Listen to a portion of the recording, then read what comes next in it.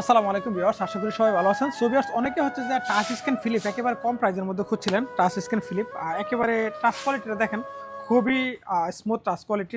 5 থেকে 7 ঘন্টা battery backup পাবেন।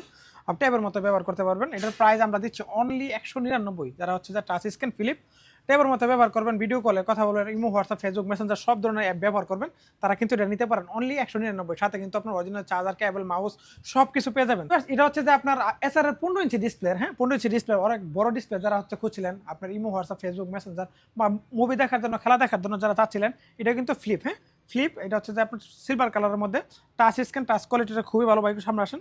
টাচ কোয়ালিটি খুবই ভালো, কিন্তু একেবারে metal body, fresh condition, super fresh.